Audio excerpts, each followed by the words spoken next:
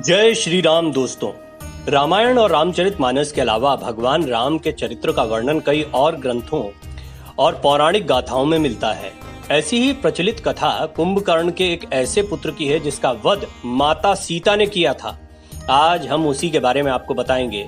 ऐसे ही अच्छे कंटेंट को देखते रहने के लिए हमारे चैनल को सब्सक्राइब जरूर करें, दोस्तों से शेयर करें और नए वीडियोस का नोटिफिकेशन पाने के लिए बेल आइकन दबाना न भूलें। रावण की मृत्यु के बाद प्रभु श्री राम रावण के छोटे भाई विभीषण को लंका का सारा राजपाट सौंपकर अयोध्या लौट आए। स्वयं अयोध्या का राजपाट चलाने लगे। एक दिन जब प्रभु श्री राम अपनी राजसभा में बैठे थे, उसी समय अचानक लंका के राजा विभीषण भी राजसभा में पहुंचे।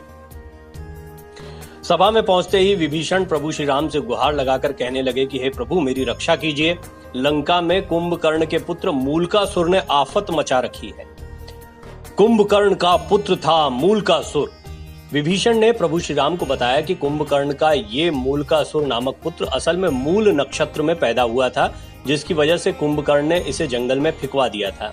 जंगल में फेंके जाने पर इसका पालन पोषण मधुमक्खियों ने किया था। मूलकासुर बड़ा होकर ब्रह्मा जी की घोर तपस्या करने लगा। उसकी तपस्या से खुश होकर ब्रह्मा जी ने उसे वरदान दिया। उसी वरदान की वजह से वो बहुत शक्तिशाली हो गया और लंका में उत्पात मचाने लगा। हे प्रभु, जब उसे अपने पिता के वध के बारे में पता चला तो उसने प्रण ले लिया कि मैं पहले धोखेबाज विभीषण को मारूंगा, इसके बाद राम को। विभीषण की बात सुनकर प्रभु श्री राम ने हनुमान जी और लक्ष्मण को सेना लेकर लंका भेज दिया।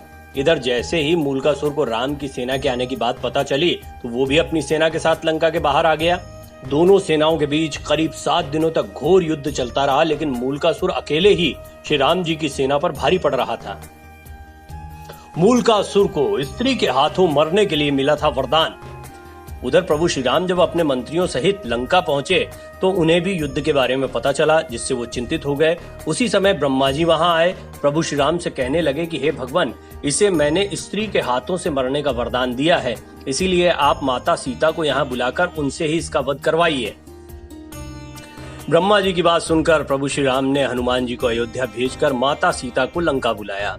लंका पहुंचने पर प्रभु श्री राम ने माता सीता को मूलकासुर के बारे में पूरी बातें बताई। प्रभु श्री राम की बात सुनकर माता सीता को क्रोध आ गया। क्रोध में ही उनके शरीर में एक तामसी शक्ति निकल पड़ी।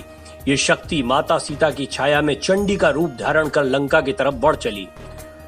माता सीता ने मूलकासुर पर चलाए 5 बाण। उधर प्रभु श्री राम का इशारा पाकर वानर सेना मूलकासुर की तांत्रिक क्रिया को तहस नहस करने में लगी, जिस पर मूलकासुर क्रोध में अपनी तांत्रिक क्रिया को छोड़कर वानरों को खाने के लिए उनके पीछे दौड़ पड़ा। वानरों के पीछे दौड़ते दौड़ते वो युद्ध के मैदान तक आ गया। युद्ध के मैदान में पहुंचकर जब वो माता सीता की छाया को देखता है तो गरज कर बोलता है, तू कौन? इस पर सीता माता की छाया ने गर्जना करते हुए कहा, मैं तुम्हारी मौत चंडी हूँ। तूने मेरा नाम लेने वाले ऋषि मुनियों को खा डाला था, इसीलिए अब मैं तुम्हें मारकर उसका बदला लूंगी। इतना कहकर छाया सीता ने मूलकासुर पर 5 बाण चलाए। दोनों में घोर युद्ध हुआ। अंत में छाया सीता ने चंडिकास्त्र का प्रयोग करते हुए मूलकासुर का वध कर दिया।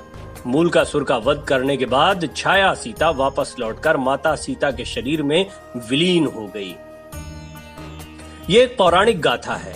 इसी तरह की कई गाथाएं हैं जिनसे हमारे वेद वेदांत भरे पड़े हैं।